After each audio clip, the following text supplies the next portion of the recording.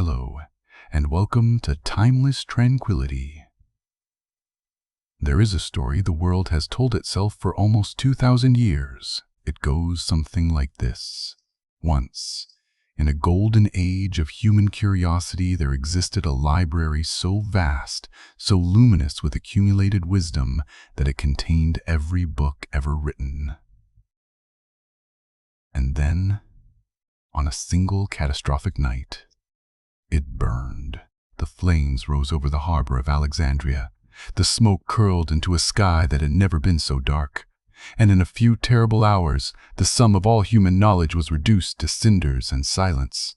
It is a beautiful story. It is a tragic story. And like most beautiful tragic stories that have endured for 2 millennia, it is not entirely true. The Library of Alexandria did not die in a single fire. It did not perish in one catastrophic night. The truth is both more complicated and, in its own quiet way, far more haunting. The library died the way most great things die. Not in a sudden, dramatic blaze, but slowly, piece by piece, across centuries of neglect and conflict and changing priorities. It was defunded and looted and forgotten. It was undercut by politics and undermined by war. Its scrolls were burned and scattered and simply left to rot. And by the time the last remnants of it faded from the record, no one was even watching. But tonight, we are going to watch. Tonight, we will walk the marble halls of the Mausoleum. That extraordinary institution at the heart of the ancient world's greatest city. We will meet the scholars who measured the circumference of the earth with nothing but a stick and a shadow, who mapped the heavens with reed instruments, who translated the sacred texts of one civilization into the language of another. We will witness the fire of Caesar, born not from cruelty but from miscalculation, and watch it claim more than its author intended. We will see the slow siege of Aurelian, the pious zeal of Theophilus, and the long, unraveling silence of a city that was once the intellectual capital of the known world. We will walk through the thing that was lost, and in walking through it, perhaps we will understand, as we drift toward sleep tonight, just how fragile the keeping of knowledge truly is. 2,000, 3,000. Support and sleep. Transition. But before we begin, if you are finding these journeys restful, if they are easing you into sleep or giving you a few minutes of calm in an otherwise relentless day, please consider leaving a like or subscribing to the channel.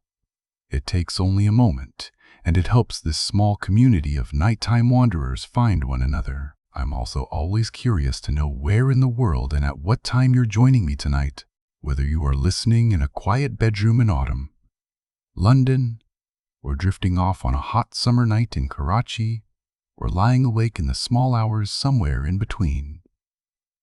You are very welcome here. And now settle in. Let the noise of the modern world fade away and let us travel back to a time of cedar shelves, ink-stained fingers, and the pursuit of universal knowledge. Part I, The Dream of the Ptolemies, Alexander's City. To understand the library, you must first understand the city. In the spring of 331 BC, a young Macedonian king stood on the edge of the Egyptian coastline and looked out over the gray-green waters of the Mediterranean. He was 25 years old, and he had already conquered more of the world than most men could name. Behind him lay Egypt, a civilization 3,000 years old that had surrendered to him with barely a struggle. Ahead of him lay the open sea, and beyond that, Europe and the Western world he had not yet claimed.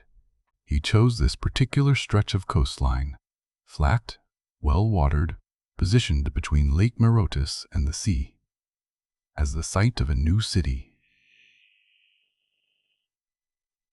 He sketched the layout himself in the sand, they say, drawing the lines of streets and squares with barley grain when he ran out of chalk. When birds descended and ate the grain, his seers told him it was an omen of abundance. He was not troubled. He called the city Alexandria.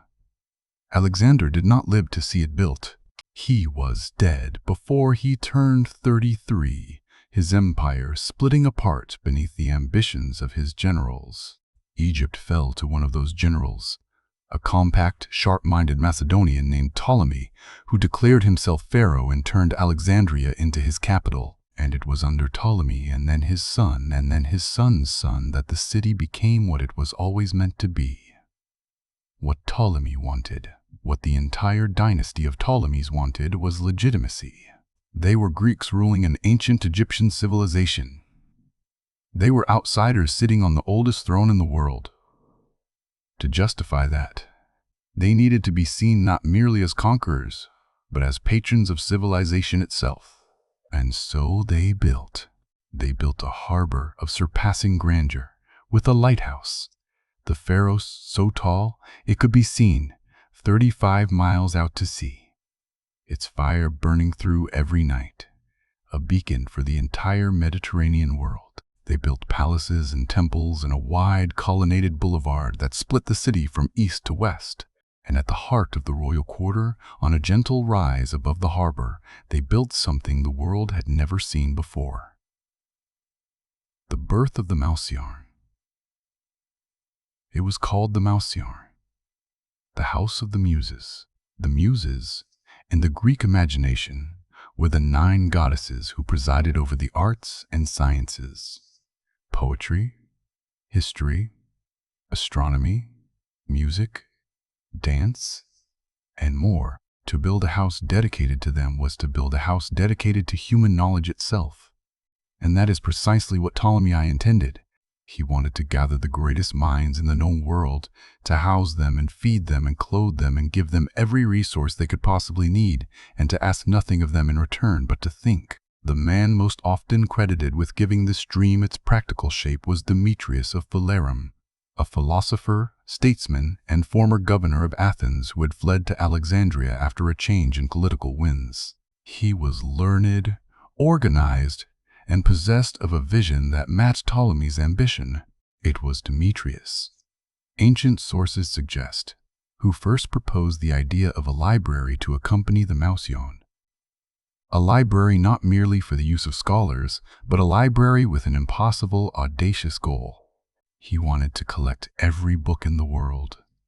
Not the best books, not the most important books. Every book, every text in every language from every civilization on the face of the earth. And Ptolemy, who had the wealth of Egypt at his disposal and the ambition of a dynasty to project, said yes. The hunger for scrolls. What followed was one of the most extraordinary acquisition campaigns in human history. Ships arriving in the harbor of Alexandria were routinely searched. Any books found on board were taken ashore to be copied. And here is the detail that tells you everything about Ptolemaic priorities. The copies were returned to the ship's owners, and the originals were kept. The library received the originals. The owners received duplicates. This was not framed as theft. It was framed as a contribution to the great project of universal knowledge. Whether the ship's captains saw it the same way is not recorded. Agents were sent to every corner of the Mediterranean and beyond, to Athens, to Pergamon, to Antioch, to Babylon, with instructions and funds to acquire texts. Any scroll that could be bought was bought.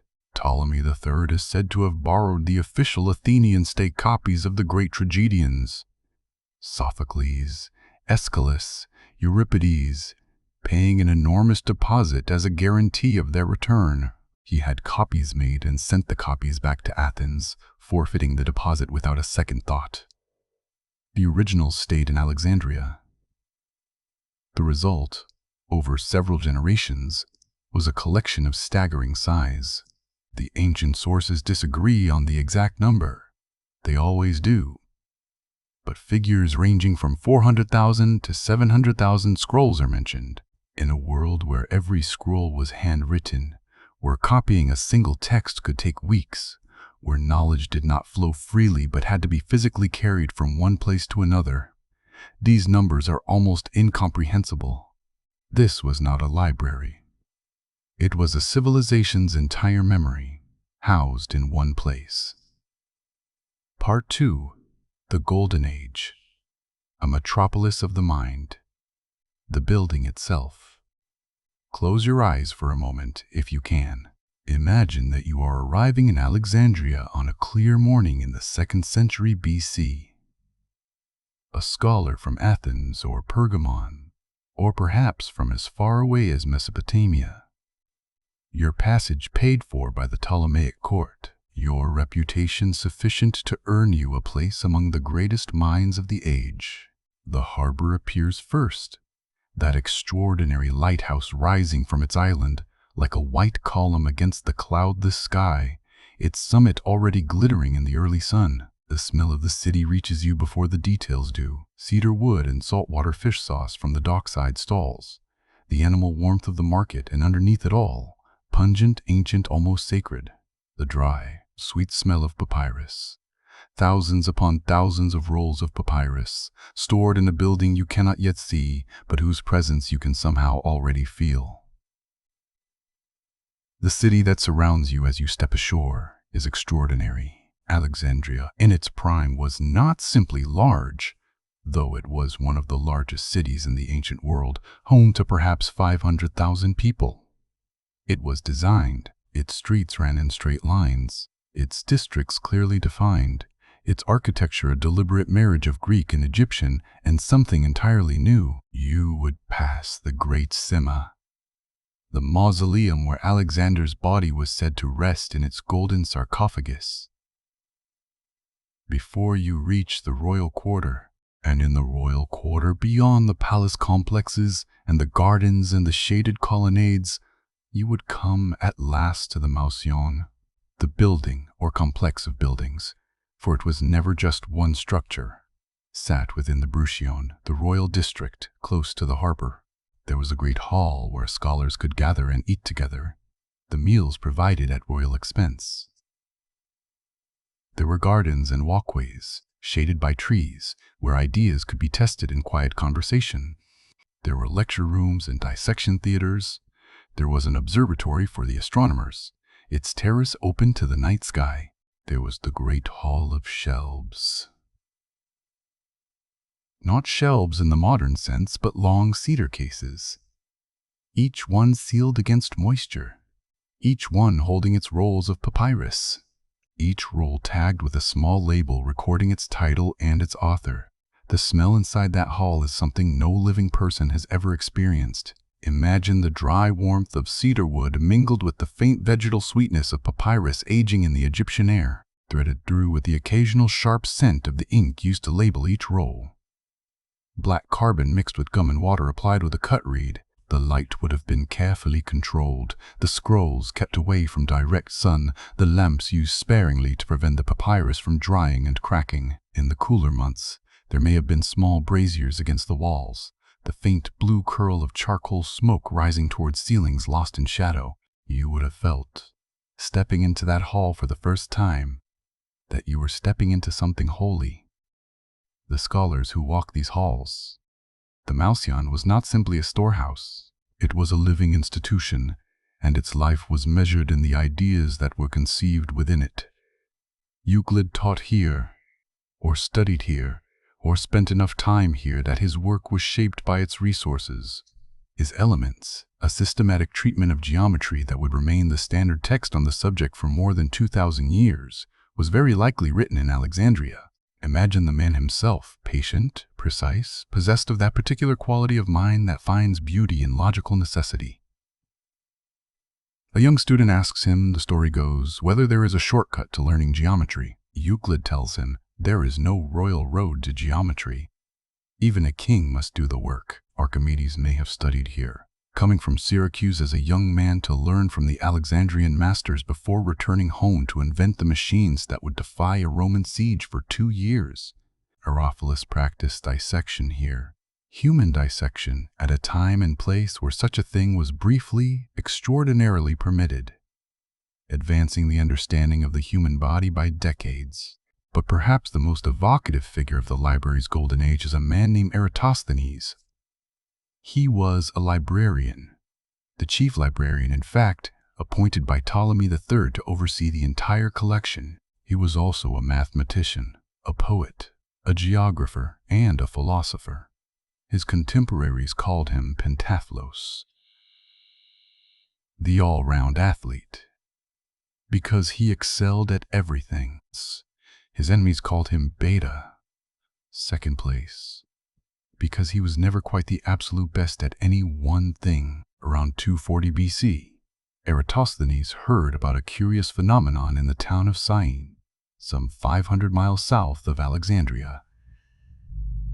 On the summer solstice, at noon the sun shone directly down a well in Syene, straight down, with no shadow at all. At exactly the same moment in Alexandria, a vertical stick cast a shadow. The angle of that shadow was approximately 1/50th of a full circle. Eratosthenes understood what this meant. If the earth were flat, both places would receive sunlight at the same angle. The fact that they did not meant the earth was curved, and if the angle between them was 1/50th of a full circle, then the full circumference of the earth must be approximately 50 times the distance from Alexandria to Syene. He hired a man to pace out that distance, or use the estimates of camel caravans, and arrived at a figure of around 250,000 stadia. Converting ancient stadia to modern measurements introduces its own uncertainties. But by most estimates, Eratosthenes calculated the circumference of the earth to within a few percentage points of the correct answer. He did this more than 2,000 years before the first satellite was launched. He did it with a stick, a shadow, a measured distance, and a mind trained to see the logical implications of a simple observation. And he did it, at least in part, because he had access to one of the greatest collections of geographical knowledge in the ancient world. A civilization's mirror. The library was not merely a Greek institution. Alexandria sat at a crossroads. Between the Greek world to the north and west, the ancient Egyptian civilization below its foundations, and the great Eastern civilizations of Babylon and Persia and beyond. Its population was extraordinarily diverse: Greeks, Egyptians, Jews, Persians, Syrians, Ethiopians. The Mouseion reflected this diversity, at least in its collections. One of the most consequential projects undertaken in the library's early years was the translation of the Hebrew scriptures into Greek. A team of Jewish scholars working in Alexandria produced what came to be called the Septuagint, named for the tradition, almost certainly apocryphal, that 72 scholars produced the translation in 72 days. Whether or not that tradition is accurate, the Septuagint was a cultural achievement of the first order. For the first time, the sacred texts of the Jewish people were available to anyone who could read Greek, which in the Hellenistic world meant almost anyone educated. The texts that would eventually form the foundation of both Christianity and Islam were transmitted to the wider world, in part through the Library of Alexandria. The library also collected Egyptian texts, the ancient papyri of the temples, the ritual books, the medical and astronomical records of a civilization that had been accumulating knowledge for 3,000 years. It collected Babylonian astronomical records, Chaldean texts, Persian histories. It was, as far as we can tell, the most genuinely multicultural repository of knowledge the ancient world had ever produced. And yet almost none of it survives. What we know of the library's contents, we know largely from the works it preserved, works that were later copied and recopied, and eventually reached us through Byzantine manuscripts or Arab translations. The library itself, the physical building with its cedar shells and its labeled rolls, is gone so completely that archaeologists have not definitively located even its foundations. Part 3. The Multiple Deaths. Fire, Siege, and Silence. The First Wound, Caesar's Fire, 48 BC.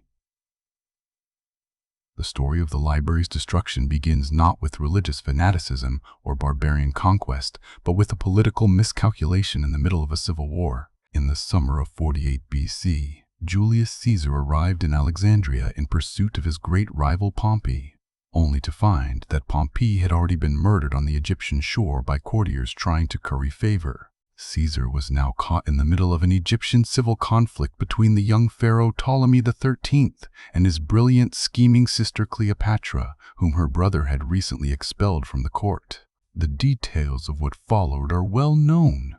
Cleopatra's famous arrival rolled in a carpet, her alliance with Caesar, the escalating military standoff. What is less often told is the fire. Ptolemy XIII's forces controlled the harbor, and Caesar found himself dangerously vulnerable to being cut off from the sea. In a bold and arguably reckless tactical move, Caesar ordered his men to set fire to the Egyptian fleet anchored in the harbor. The fire jumped. In the dry heat of the Egyptian summer, with a wind coming off the water, flames spread from the ships to the dockside warehouses. And in those warehouses, or in a building very close to them, were scrolls. Here is where the accounts diverge and the argument begins. Some ancient sources, including Plutarch and Strabo, suggest that what burned in Caesar's fire was not the main library itself, but a warehouse near the harbor used to store books awaiting shipment, a kind of overflow annex, or perhaps a consignment of books being prepared for export. Others, including the Roman writer Livy, were more categorical. Caesar accidentally burned the library. The truth is probably somewhere between these accounts. Caesar's fire almost certainly destroyed some portion of the library's collection, perhaps a significant portion, perhaps tens of thousands of scrolls. It did not destroy the library as an institution. The Malseon continued to function after Caesar's visit. Scholars continued to work there. The main collection, housed deeper in the royal quarter and away from the harbor, appears to have survived, at least partially. But something was lost. Something real and irreplaceable was consumed in that fire, in the heat and the confusion of a military operation that had nothing to do with books. Caesar never speaks of it in his own account of the Alexandrian War. He was perhaps too embarrassed. Or perhaps he simply did not think it was important enough to mention that silence. The silence of the man who may have destroyed part of the greatest library in the ancient world, treating the event as a minor footnote to a successful military campaign, is itself a small kind of tragedy. The long erosion. The 1st and 2nd centuries. In the decades after Caesar, Alexandria remained a great city, and the Malseon remained a functioning institution. Augustus, who defeated Cleopatra and absorbed Egypt into the Roman Empire, was generous to the city. He was fond of Alexandria, having been educated partly there, and the library continued to receive support. But Rome's relationship with Alexandria was always complicated. The city was the wealthiest in the empire after Rome itself, and the emperors were chronically suspicious of its population. Cosmopolitan, educated, and possessed of a very long memory for the glories of the Ptolemaic age. There were riots periodically. There were purges. The Emperor Caligula was particularly hated in Alexandria. His memory burned in effigy after his death. When Vespasian came to Alexandria to have himself proclaimed emperor in 69 AD, he visited the Malseon, spoke with its scholars, and reportedly performed a miraculous healing in its precincts, a piece of political theater designed to associate himself with the city's intellectual prestige. Hadrian, who visited in the 2nd century, was the last emperor to take a deep personal interest in the Malseon. He debated with its scholars, added to its collections, and ensured its funding. After Hadrian, the record grows quieter. The great names stop appearing. The library remained, but the Golden Age was over. The second wound, Aurelian in the Bruchion, 270s AD. In the 3rd century AD, the Roman Empire came apart at the seams. Between 235 and 284, a period historians call the crisis of the 3rd century. Rome had more than 50 emperors in 50 years. Frontiers collapsed, provinces seceded, armies mutinied. The empire fragmented into competing power centers, and Alexandria found itself at the heart of one of the most dramatic episodes of that fragmentation. In the 260s, a remarkable woman named Zenobia, queen of Palmyra, in what is now Syria, declared her kingdom independent of Rome. and launched an extraordinary military campaign. Her forces swept through Syria, Asia Minor, and eventually Egypt, and for several years Alexandria was under Palmyrene rule. When the Emperor Aurelian arrived to reconquer Egypt in 272, the fighting that followed was severe. Aurelian's forces retook Alexandria, but not without great destruction.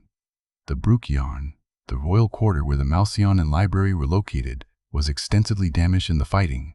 Some ancient sources suggest it was effectively destroyed. The precise extent of the damage is unknown, but this much is clear. After Aurelian's recapture of Alexandria, the Malsion as a functioning institution largely disappears from the record. It is mentioned in passing a few more times, but never again as the vibrant center of intellectual life it had once been. Whatever survives seizes fire. Whatever had been rebuilt or supplemented in the 3 centuries between Caesar and Aurelian was now gone or greatly diminished. The great collection, that impossible accumulation of all the world's knowledge, had been halved, or more, by centuries of war and neglect and simple physical decay. Papyrus does not last forever. In the dry air of Egypt, it can survive for centuries. We know this because thousands of papyrus documents have been recovered from Egyptian sands, preserved by the desert climate. But in a city, in a building, subject to floods and fires and the ordinary entropy of human habitation, papyrus is fragile. Scrolls that were not regularly consulted, not recopied when they began to deteriorate, not protected from damp and insects and sunlight, those scrolls simply ceased to exist. The library was losing books not only to violence but to time. The Third Wound, Theophilus, and the Serapeum, 39-1 AD.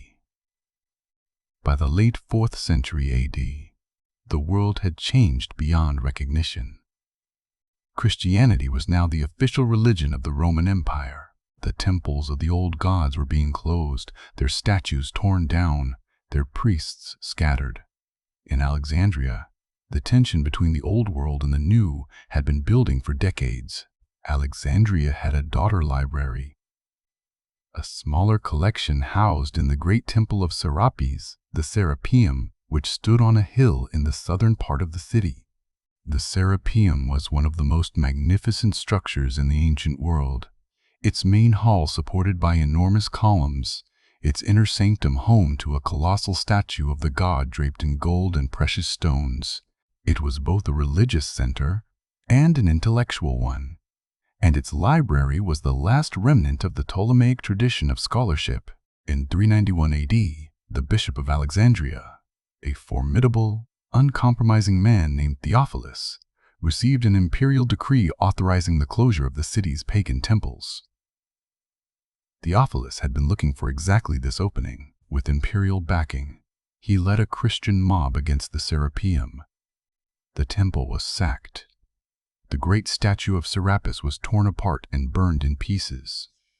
The building itself was partially demolished. What happened to the library inside? The ancient sources are, again, frustratingly vague. Some suggest the books had already been removed or dispersed by this point. Others imply that whatever remained was destroyed with the temple. What is certain is that after 391, the daughter library of the Serapeum was gone. A Christian church was later built on the ruins of the Serapeum. It is one of history's more pointed ironies. The place where pagans had once come to read and worship was converted into a building dedicated to a new faith, a faith whose own scriptures had centuries earlier been translated and preserved and given to the world in part through the very institution that Theophilus had just destroyed, the shadow of Hypatia, a symbol of the end. In the early years of the 5th century, there lived in Alexandria a woman named Hypatia. She was the daughter of Theon of Alexandria, a mathematician and the last recorded member of the Malsion. She had been educated by her father in mathematics, philosophy, and astronomy, and she surpassed him. She became the most celebrated intellectual in the city, a Neoplatonist philosopher who attracted students from across the empire who corresponded with bishops and governors, who walked through the streets of Alexandria in the cloak of a philosopher, and lectured publicly on mathematics and the nature of truth. She was not a librarian. The library, by her time, was already gone or so diminished as to be unrecognizable. But she was. In the minds of those who later looked back at this period, the last living link to the tradition the library had represented. The tradition of rigorous, open, non-sectarian inquiry into the nature of the world. In March of 415 AD, Hypatia was attacked by a Christian mob. She was dragged from her chariot, stripped of her clothing, and killed. The accounts of her death are disturbing in their specificity. Her flesh was scraped from her bones with pottery shards or with roof tiles, and pieces of her were burned. She was approximately 60 years old. Her murder sent a chill through the intellectual community of Alexandria from which it never fully recovered. The scholars who had gathered around her dispersed. The tradition of public philosophical inquiry that she had represented, that the library had, for centuries, made possible, ended, not with a final fire, but with a silence that simply deepened and deepened until it was indistinguishable from absence. The Arab Conquest and the Legend of Omar, 642 AD. There is one more fire in the library's legend. It is the most famous of all, and almost certainly the least true. In 642 AD, Arab forces under the general Amr ibn al-As conquered Alexandria. The story that followed was recorded several centuries after the event by an Arab historian named Abd al-Latif, who in turn was drawing on earlier sources. According to this account, Amr ibn al-As wrote to the Caliph Omar in Medina, asking what should be done with the great library he had found in the city. Omar's reply, as recorded, became infamous. If the books agree with the Quran, they are superfluous. If they disagree, they are dangerous. Burn them. It is a dramatically satisfying story. It gives the library's destruction a final definitive moment. A single order from a man of absolute authority. A last fire in the harbor, the smoke rising over the city that had spent 1,000 years being the light of the world. Modern historians are almost entirely skeptical of it. The story appears no earlier than 500 years after the events it describes. No contemporary Arab source mentions it. The library, as we have already seen, had almost certainly ceased to exist in any meaningful form centuries before the Arab conquest. And the character of Caliph Omar, a man who in other accounts was deeply respectful of learning and scholarship, does not match the caricature of this story. Most historians believe the tale was invented or embellished, possibly by a Crusader-era writer with an interest in portraying early Islam as hostile to knowledge. But the legend persists. It persists because it is clean and simple in a way that the actual history is not. It persists because we want a villain, a single responsible party, for the death of something so precious. The actual truth, that the library died over centuries of neglect and violence and apathy, is harder to hold in the mind. It implicates everyone. It implicates the systems of power that chronically underfunded scholarship. It implicates the wars that were fought without regard for what might be destroyed. It implicates time itself. Part 4. The Erasure. What we lost. The ghosts in ancient texts. There is a particular kind of grief that comes from knowing a thing existed but being unable to read it. We know from passing references in ancient texts that do survive that the library contained works we will never recover. There were plays by Sophocles, perhaps 100 of them, of which we have only 7. There were comedies by Menander, the most popular playwright of the Hellenistic age, of which we have only one complete example recovered from Egyptian papyrus fragments. There were the complete works of Chrysippus of Soli, the Stoic philosopher. Not a fragment survives. The astronomical records of Aristarchus of Samos, who proposed that the Earth revolved around the Sun nearly 2,000 years before Copernicus, are known only through brief, dismissive references in other people's work. There were historical works, Histories of Egypt by Manetho, a priest who had access to 3,000 years of temple records and who organized them into the dynasty. by dynasty structure that Egyptologists still use today. His original work is lost. We have only summaries and excerpts. There were histories of Babylon and Persia and Carthage and the Greek cities of the West, records of the internal politics of kingdoms and the movements of peoples, the kind of granular historical evidence that allows scholars to reconstruct not just what happened, but why. There were medical treatises, the detailed anatomical observations of Herophilus, who had dissected human bodies when almost no one else in the ancient world was permitted to do so, and whose knowledge of the nervous system and the circulatory system was not matched for 15 centuries. There were mathematical proofs, astronomical tables, maps of coastlines and trade routes, natural histories of plants and animals that have since gone extinct. We will never know what they contained. We know they existed because someone, writing in a work that happened to survive, mentioned them. They are ghosts in the margins of the text that did reach us, named but unreadable, present only in their absence. Imagine standing in a library where most of the shelves are empty, and on each empty shelf there is a small label bearing a title. You can read the labels. You know what stood there. You can sometimes guess, from the author's reputation, something of what the book contained. But you can never take it down. You can never open it. The pages are simply gone, what we owe to preservation. And yet, and this is the part of the story that deserves to be told with the same weight as the losses, not everything was lost. The story of how ancient knowledge survived is, in its own way, as extraordinary as the story of how the library was built.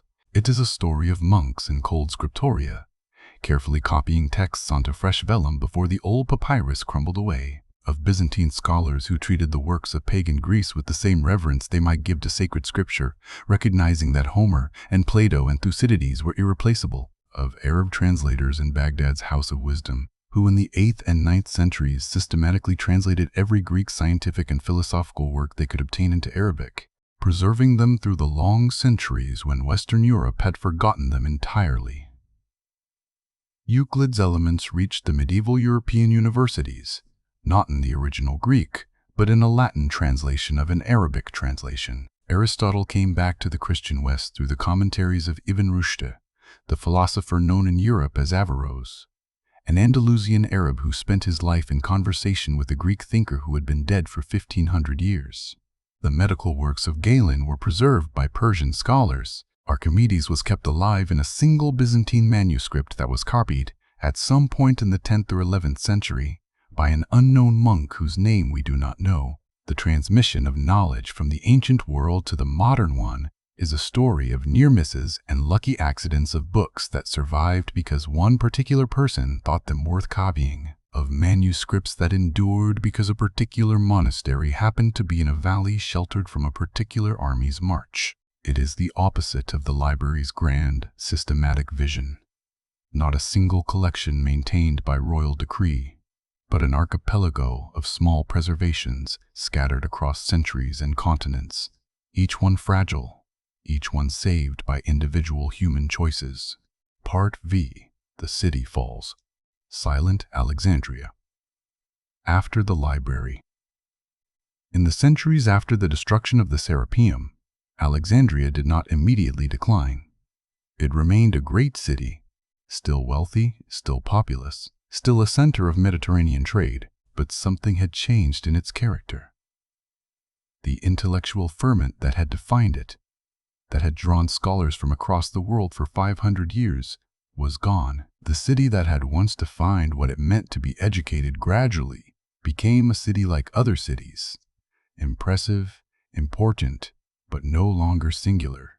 The Arabs who conquered it in 642 AD found a city that was still prosperous, but that had been administratively complicated by centuries of Roman, then Byzantine governance. They moved the capital of Egypt to a new city, Fustat, which would eventually become Cairo. And Alexandria's political importance faded along with its intellectual one. By the medieval period, the city that Alexander had founded, that the Ptolemies had made the intellectual capital of the ancient world, was a provincial town known mainly for its harbor and its trade. The great lighthouse, the Pharos, stood for more than a millennium after the library fell, a remnant of the Ptolemaic age visible from the sea. It was damaged by earthquakes in the 14th century and finally collapsed. The stones were used to build a fort.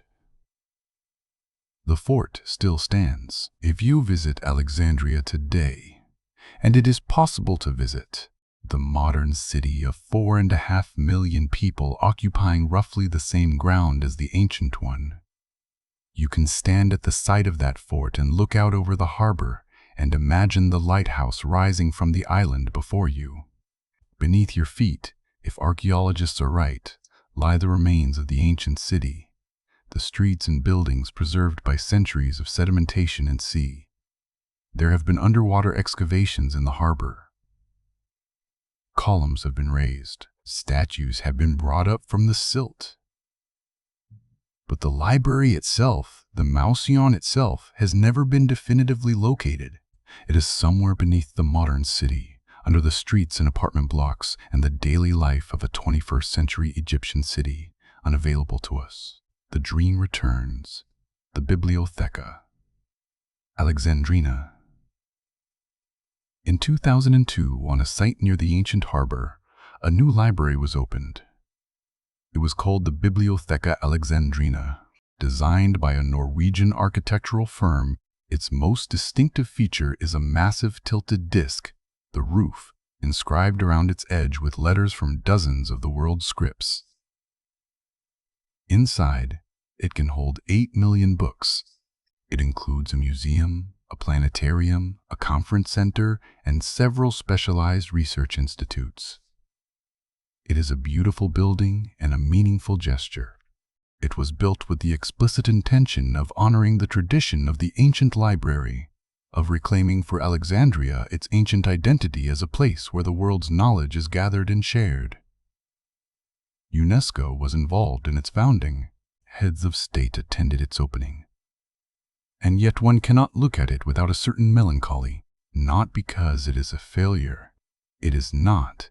It is a fine and serious institution, but because of the scale of what it is trying to evoke. The ancient library was not just a building. It was the product of a specific, unrepeatable set of historical circumstances, a dynasty with unlimited resources and an impossible ambition. A world in which knowledge flowed through physical objects that could be seized and copied. A city that happened to sit at the crossroads of the 3 great civilizations of the ancient Mediterranean. You cannot recreate those circumstances by opening a new library, however beautiful. What you can do is keep the memory alive. And memory, as the story of the library shows us, is not nothing. Memory is, in fact, a great deal. The legacy, a philosophical mirror. We are living tonight in a world that is incomprehensibly rich in recorded knowledge. As you lie here, slipping towards sleep, your phone or computer or tablet contains access to more text than the ancient library ever held, more than the entire ancient world collectively produced. The sum of human knowledge in the modern age does not fit in a single building. It barely fits in the concept of a single thing. It is distributed across servers and data centers and archives and academic journals and libraries and private collections, scattered so widely across the world that no single fire could destroy it, no single decree could suppress it. This is the lesson we tell ourselves. This is the reassurance we reach for when we think about Alexandria, and about the fragility of civilization, and about the night when Caesar's fire spread from the harbor to the warehouse, and the smoke rose over the sea. We tell ourselves, it couldn't happen now. We are too distributed, too backed up, too interconnected. And perhaps that is true. Perhaps the age when a single political decision or a single military campaign could unmake centuries of accumulated thought is genuinely behind us. But it is worth pausing in these quiet nighttime hours to consider that the scholars of the Mausion thought the same thing. The library had survived wars and riots and the deaths of dynasties. It had outlasted the Greeks who built it and the Macedonians who funded it. It was, to the people who worked in it, simply there, permanent, institutional, the kind of thing that does not end. And yet, it ended, not with a bang in the end, but with a long, unraveling silence. The colossal is not always permanent. The enigmatic can become mundane. The relentless march of time makes no exceptions for marble and cedar and the vibrant, swirling patterns of ink on papyrus. Every civilization that has ever built something immortal has discovered, eventually, that immortality was a metaphor. What can be done in the face of that knowledge? The scholars of Alexandria knew what could be done. You copy. You translate. You write down what you have learned so that someone who comes after you, in a time and a place you cannot imagine, might pick it up and continue the work. You do not protect knowledge by hoarding it in a single place. You protect it by spreading it, by making it part of as many minds as possible, by ensuring that it does not live only in buildings that can burn. Eratosthenes calculated the circumference of the earth and wrote it down, and it was copied and copied again and translated into Arabic and translated again into Latin and copied into a medieval manuscript and printed in a Renaissance compilation, and eventually reached the mind of a Genoese sailor named Columbus who misread it. He used the wrong unit of measurement and underestimated the Earth's size by a significant margin, and sailed west expecting to find Asia. He found something else. His mistake, built on a correct foundation, changed the world. That is what knowledge does when it survives. It transforms and it travels. And it does things its original authors could not have imagined. The Library of Alexandria did not disappear without trace. Its trace is everywhere. In the geometry textbooks that derive from Euclid, in the medical principles that descend from Galen and Herophilus, in the astronomical models that built on Hipparchus and Aristarchus, in the philosophical traditions that flow from Aristotle and Plato and the Stoics. The library was dispersed, not destroyed. Its contents entered the bloodstream of Western civilization and of Islamic civilization, and through those civilizations the entire modern world. And perhaps that is the truest and most consoling thing that can be said about it. The Library of Alexandria was never really one place. It was an idea. The idea that human knowledge is worth collecting, worth protecting, worth sharing without reservation across every boundary of language and culture and religion. That idea has survived every fire. It survives tonight. In the book you read last week, in the school your child attends, in the lecture you half listened to, in the fragment of a poem you remembered without knowing where you first heard it. The dream of the Ptolemies, in the end, was not destroyed. It was inherited by everyone who has ever sat down with a book. Thank you for joining me on this journey through the ancient world tonight. I hope the beauty and mystery of the Library of Alexandria, its impossible ambition, its golden scholars, its slow and unraveling end, has brought history to life. I hope it has given you something to carry with you, something quiet and luminous as you drift toward sleep. I wish you a calm and peaceful night.